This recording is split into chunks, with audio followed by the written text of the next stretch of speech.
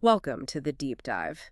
Today we're tackling a case that really continues to fascinate, doesn't it? Even more than half a century later, the death of Marilyn Monroe back on August 5th, 1962. Yeah, it's one of those enduring mysteries. Officially, the cause of death was ruled a probable suicide.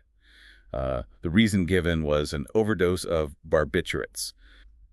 Those are powerful sedatives, sleep-inducing drugs. Right. And on the surface, it seems like, well, a tragic end for this incredibly famous but, known to be troubled star. Exactly. But if you followed the story at all, you know that official ruling, it never really felt settled, did it? There are just so many inconsistencies, unanswered questions, and honestly, some pretty compelling alternative theories that have popped up over the decades. Absolutely. They cast, well, significant doubt on that initial conclusion for a lot of people. And that's really the territory we're getting into today. We've gathered a collection of fascinating source materials. Mm-hmm.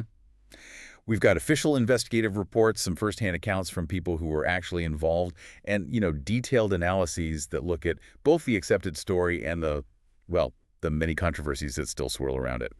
So our mission here, for you listening, is to really try and unpack the core pieces of this enduring mystery.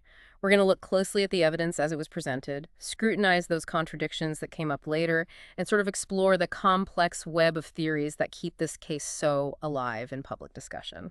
Okay, so where do we start? The official account seems like the logical place. Definitely. Let's lay that out first. The initial discovery of Monroe's body is, well, it's crucial. Right. So in the very early hours of Sunday, August 5th, 1962, around 3:30 a.m., her maid, Eunice Murray, she noticed a light still on in Marilyn's bedroom, Okay.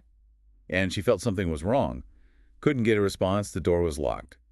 So Murray peered through a window and saw Marilyn lying face down on her bed.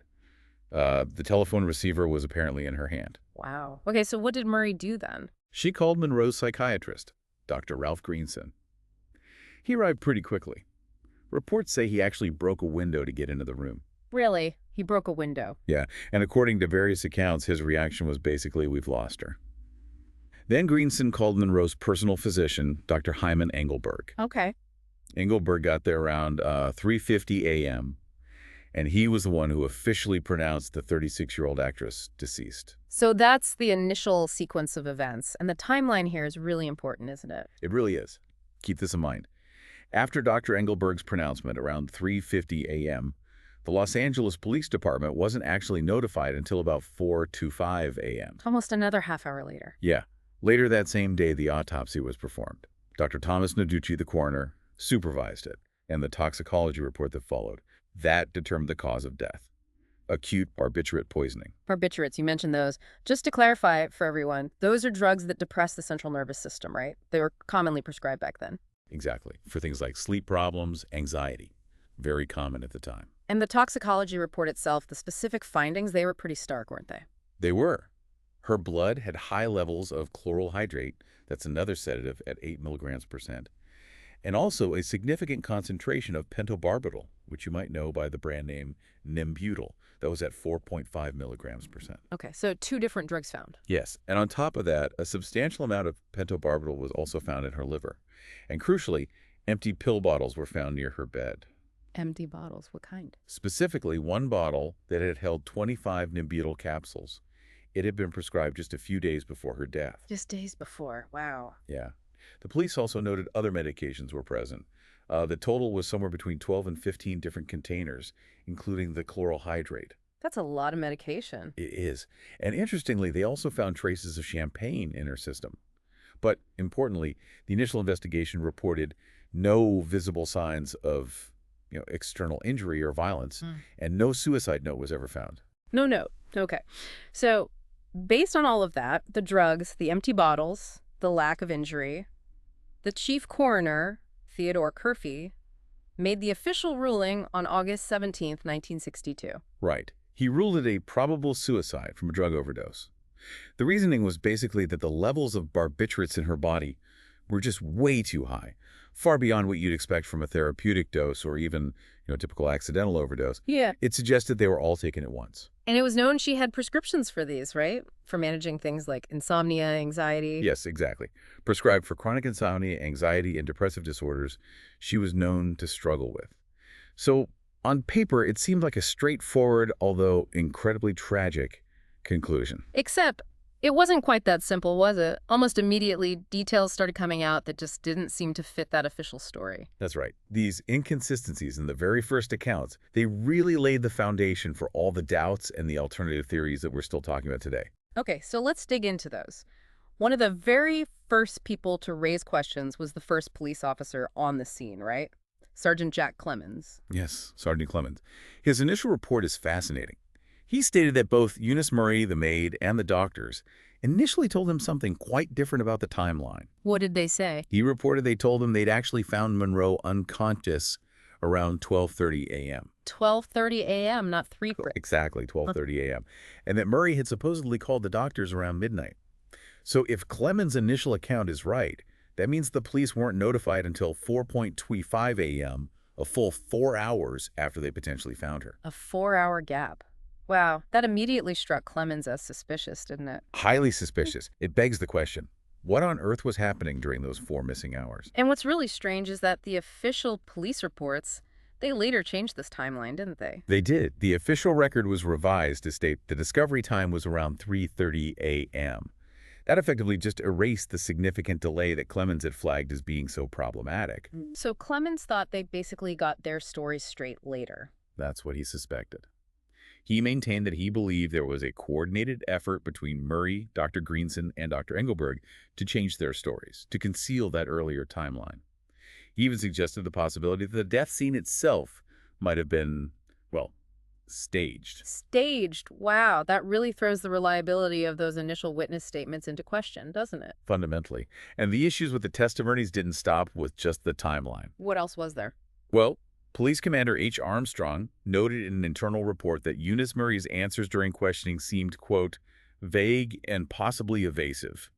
He felt like she was reciting a pre-prepared story. Like she'd been coached. Possibly. Sergeant Clemens agreed. He felt Murray was deliberately holding back information and just rigidly sticking to a, quote, prepared story about what happened that night. Okay, so suspicious timeline changes, evasive answers. What about the scene itself? Were there odd details there too? Yes, definitely. This focus on witness inconsistencies leads right into some really curious physical details. For instance, investigators noted the lack of a water glass near Monroe's bed. Right. How would you swallow that many pills without water? Exactly. It would be difficult, to say the least, to swallow a lethal number of capsules without any liquid. And Clemens himself, he specifically stated he thought the scene looked arranged. Arranged. What did he mean by that? He pointed out that Monroe's body seemed too neatly positioned. Almost peaceful, he said, with her legs straight.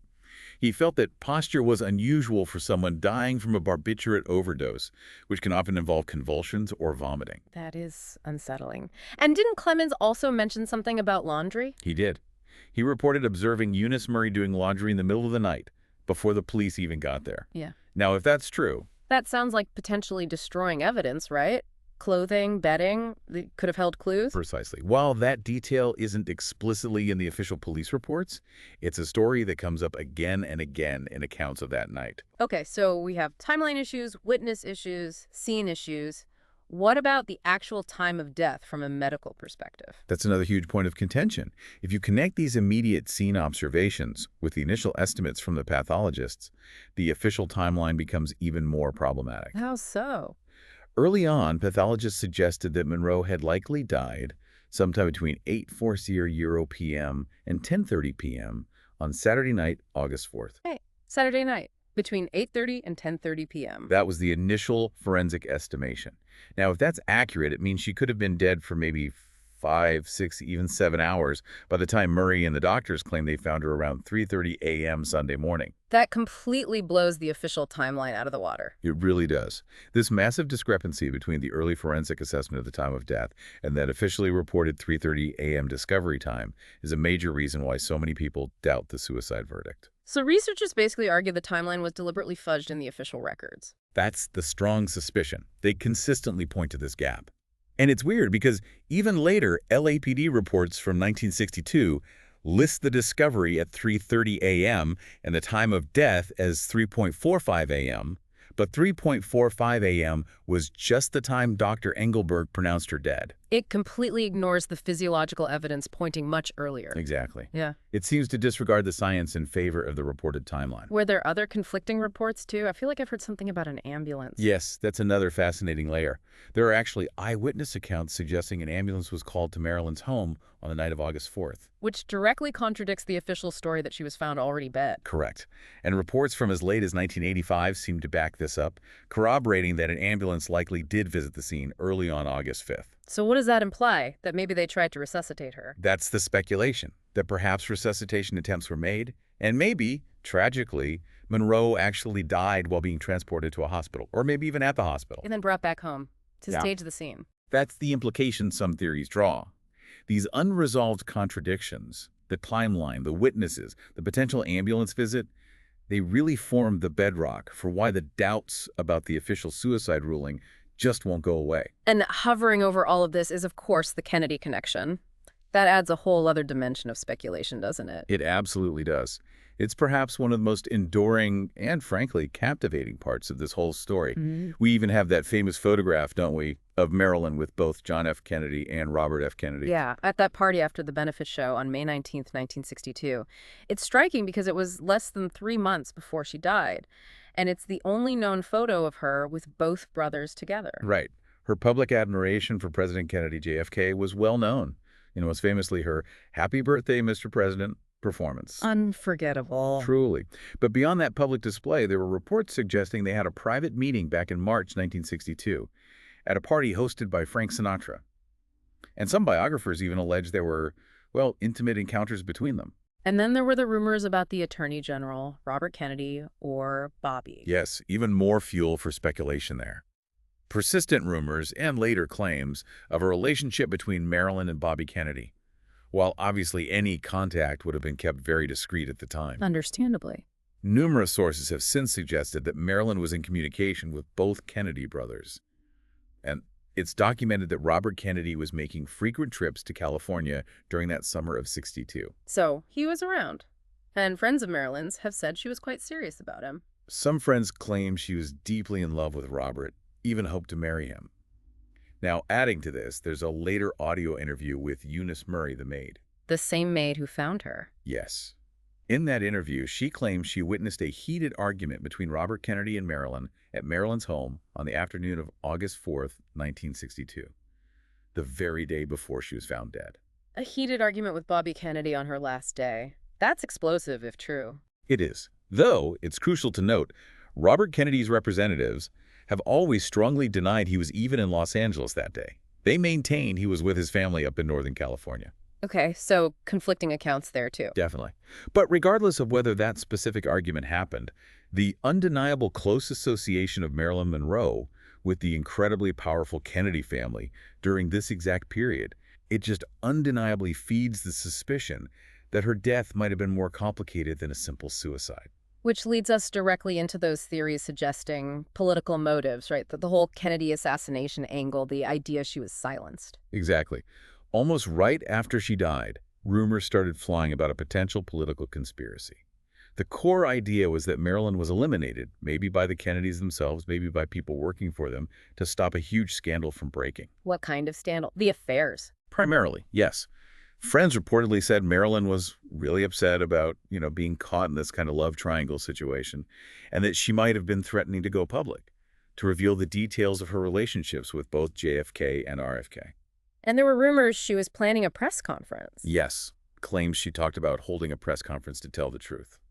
Now, what that truth was exactly is debated, but the dominant speculation is it involved her affairs with these incredibly high-ranking government officials. Which, during the Cold War, with all that tension, that would have been politically devastating. Absolutely catastrophic. The potential for scandal was immense. So the theory emerged. Maybe her death was staged to look like a suicide, to protect the president and the attorney general, protect their reputations, their careers, maybe even national security, some argued. And the speculation didn't just stop at the Kennedys, did it? It involved others. No, it broadened out. People speculated about the possible involvement of intelligence agencies, the FBI, maybe the CIA, or even individuals close to the Kennedys like Peter Lawford. Lawford was JFK's brother-in-law and also friends with Marilyn, right? Yes, exactly. And in 1985, Peter Lawford's third wife made a public statement. She claimed he had confessed to her that he was part of a cover-up after Marilyn's death, specifically to shield the Kennedys. A cover-up confession. Wow. Did she say anything else? She also alleged that Lawford told her he'd spoken to Marilyn on the phone the night she died, and that he'd urged her, quote, "Don't leave any note," apparently out of fear it might contain damaging information. Don't leave any note. That's chilling. It is. But again, we have to stress, official investigations, including that big 1982 review by the Los Angeles DA's office, found no credible evidence to directly link the Kennedy brothers to Marilyn Monroe's death. No credible evidence, but... But the narrative itself, sex, power, potential abuse of power, it's just so compelling. And it remains a key reason why so many people still question the official suicide verdict. And adding to all the suspicion is the whole issue of things that allegedly went missing after she died. Materials that could have shed light on what really happened. Yes, the missing materials. That's another layer of deep intrigue. Perhaps the most famous, or infamous, is the rumored Red Diary. Ah, yes, the legendary Red Diary. What's the story there? The legend basically goes that Marilyn kept this personal diary, often described as Red, where she wrote down sensitive information. Details about her relationships, maybe with the Kennedys, maybe even state secrets or other political dirt she might have picked up. Secrets? Like what? Well, speculation ran wild. Some theories suggested she knew things about, say, CIA plots or government dealings that made her dangerous. But was this diary ever actually found? No. Officially, no diary was ever recovered after her death. Right. But in the 70s and 80s, some private investigators, like Milo Spiriglio and various conspiracy authors, they started claiming the diary did exist and it mysteriously disappeared right after she died. So they claimed it was deliberately removed. That was the assertion. Spiriglio even claimed he had evidence linking the diary not just to the Kennedy affairs, but also to some supposed CIA plot to kill Fidel Castro. Castro. Wow. Was that ever proven? Never substantiated with any credible evidence. But you see how the idea of this lost diary just fuels the suspicion that important evidence vanished, Yeah. that something was being covered up. Absolutely. And it wasn't just the diary, right? What about her phone records? Right, the phone records are another big point. We know Marilyn made several calls on her last day. She talked to friends, her ex-husband Joe DiMaggio, other colleagues. So there should be a record of those calls. There should be. But logs detailing the incoming and outgoing calls from her home, they reportedly disappeared within just 3 days of her death. That was even reported in the Daily News back on August 8th, 1962. Disappeared within 3 days. That's incredibly fast. It is. And adding to the mystery, when the LAPD eventually released parts of their investigation files decades later, in the 80s, people discovered the phone numbers on her final phone bills had been deliberately blacked out. Literally whited out on the documents. Whited out. What was the official reason for that? The official explanation was privacy, protecting the privacy of the people whose numbers were listed. But conspiracy theorists saw it differently, I assume. Oh, definitely. They interpreted it as a clear attempt to hide who she was talking to, especially if those people were influential or connected right before she died. And it wasn't just phone records. Even some photos from the death scene, particularly from inside the bedroom, were partially redacted or obscured when the archives were released. So diary missing, phone records missing or altered, photos redacted. What about police files and medical evidence? More issues there, too. The original LAPD case file on her death, reportedly destroyed back in 1972. Destroyed? Why? Standard procedure, apparently.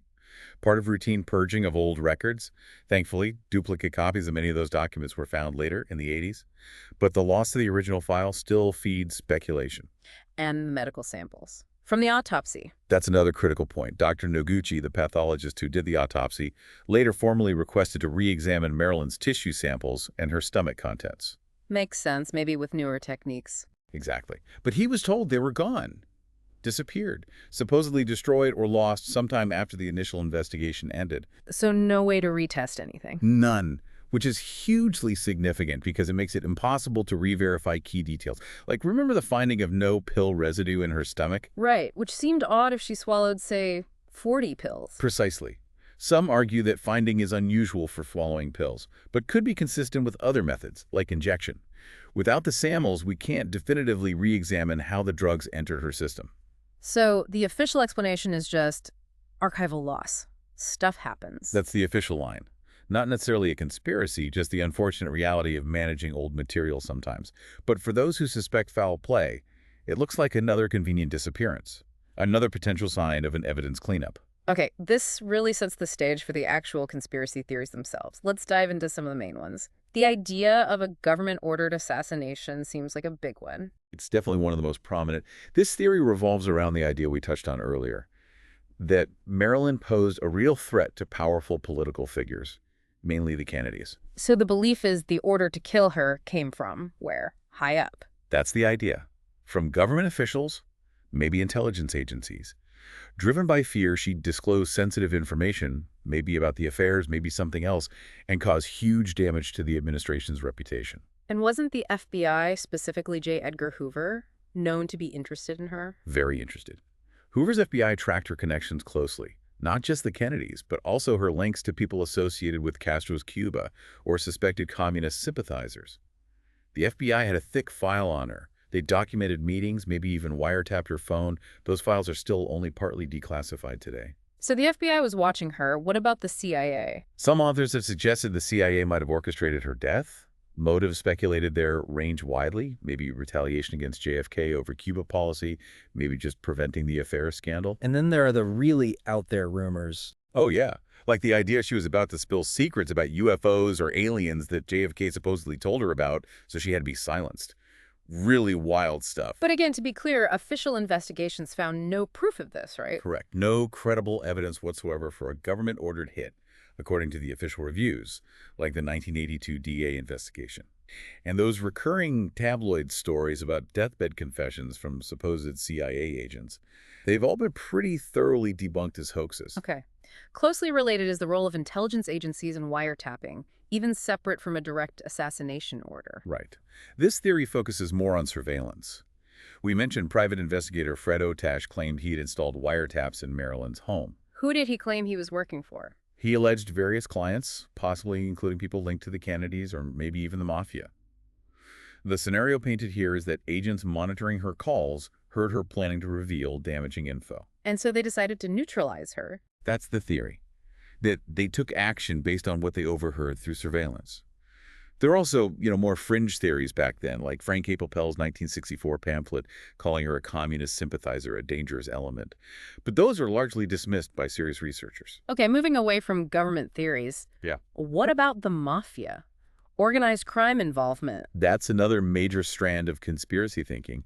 Remember, in the early 60s, Robert Kennedy, as Attorney General, was going after the mafia hard. Targeting big names, right? Yeah, figures like Jimmy Hoffa, the Teamsters boss, and Sam Giancana, the Chicago mob kingpin. So the theory goes, maybe these mafia leaders ordered Marilyn's murder as payback against RFK for his aggressive crackdown. How would killing Marilyn help them? The idea was maybe to blackmail or pressure Robert Kennedy, use her death or knowledge of the affairs to get him to back off his anti-mafia campaign. Or maybe just to show their power, make him vulnerable. Staging a drug overdose would have been relatively easy for organized crime. Did anyone specific claim this happened? Well, Sam Giancana's own nephew wrote a book in 1992, Double Cross, claiming Giancana's guys did kill Marilyn with a lethal injection on mafia orders. Wow. Was that credible? Widely criticized for lacking solid proof.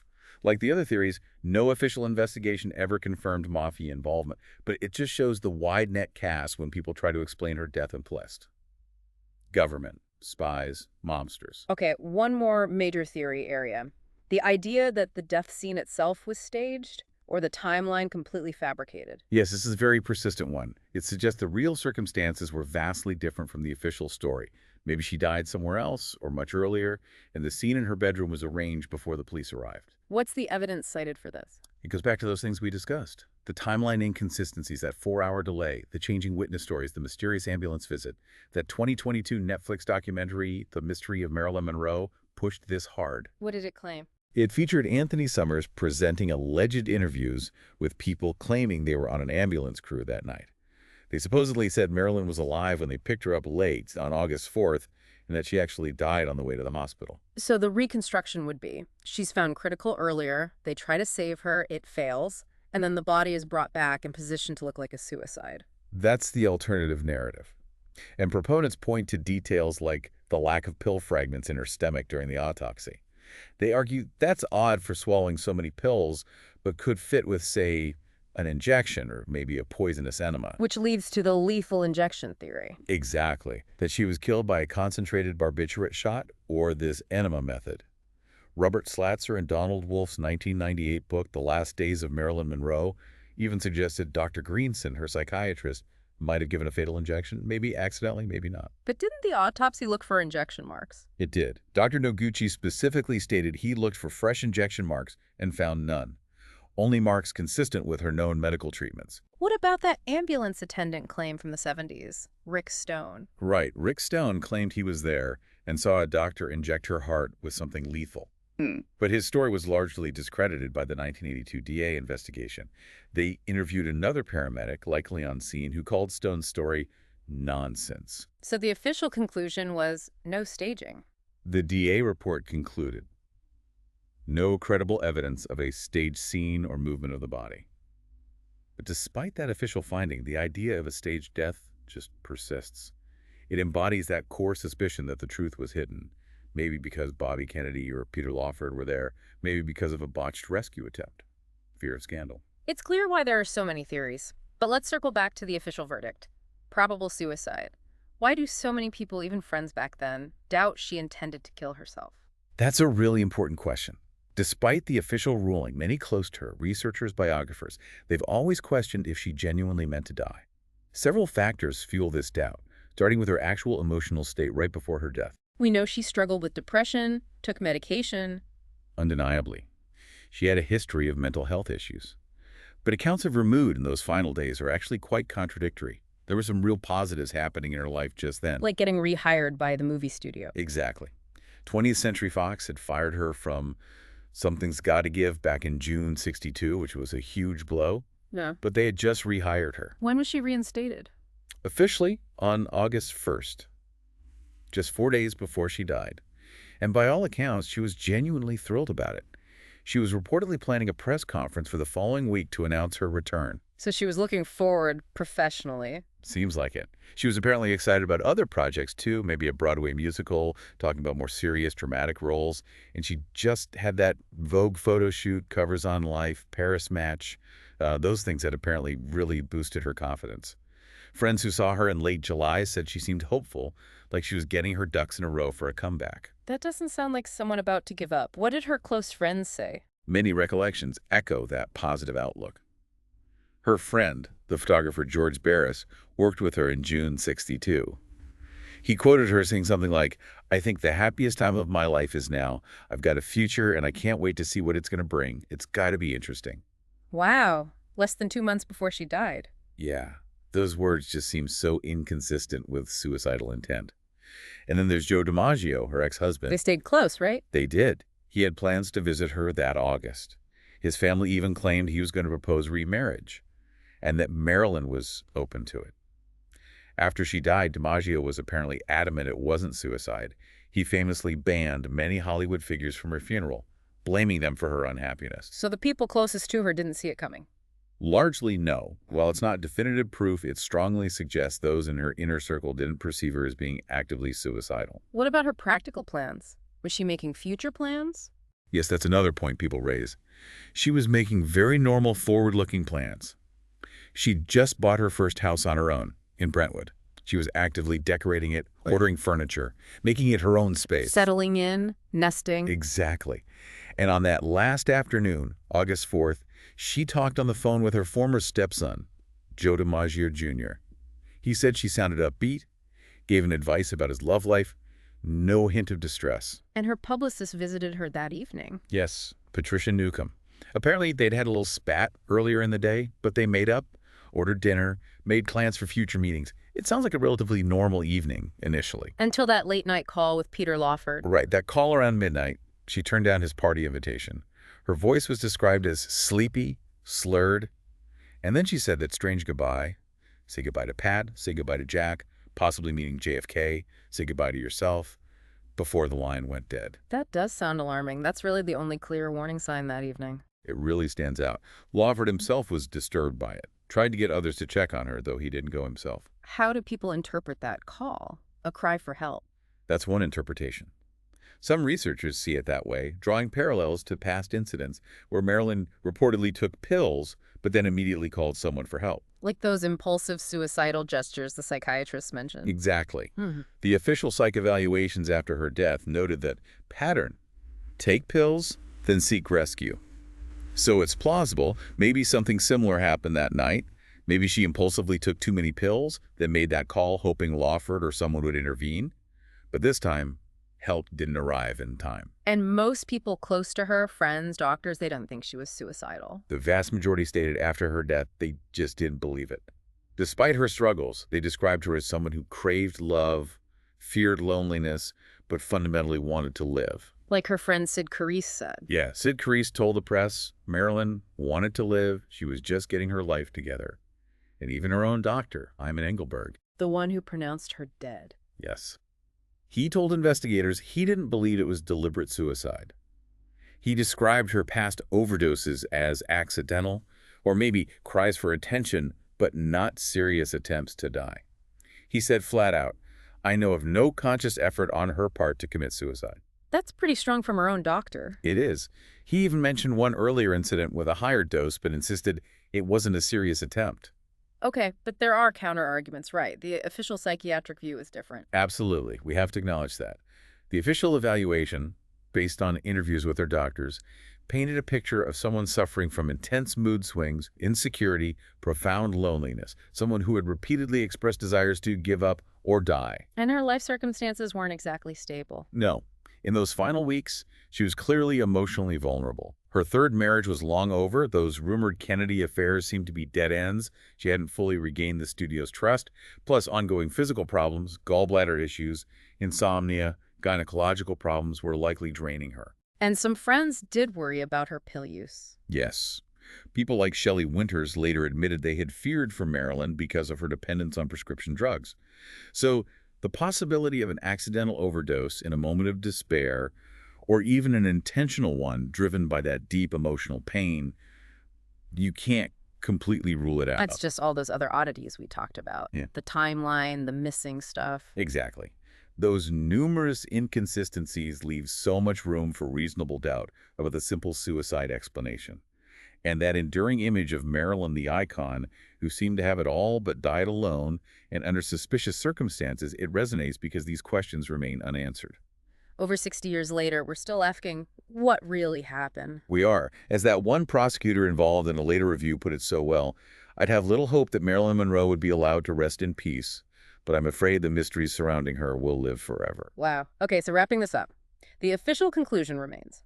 Marilyn Monroe's death ruled a tragic overdose, classified as probable suicide back in '62. That's the official record. But as we spent this time unpacking the sheer number of unexplained details, the intense speculation, especially around her powerful connections, it's fueled just a massive number of alternative theories over all these years. Yeah. Theories ranging from these complex conspiracies involving the Kennedys, the CIA, maybe the mafia, right through to the idea that the whole death scene was just staged. And it's crucial, as you've said, to reiterate that official investigations time and again have stressed there's just no definitive proof, no smoking gun for any of these alternative theories. Right. Lots of smoke, maybe, but no conclusive fire found by the authorities. So ultimately, the absolute final truth about what really happened that August night in 1962, it might just be lost to history. It may never be definitively known. It seems likely. Marilyn Monroe's death remains shrouded in this thick veil of mystery, doesn't it? Much like the image of the brilliant, incredibly famous, but also deeply lonely woman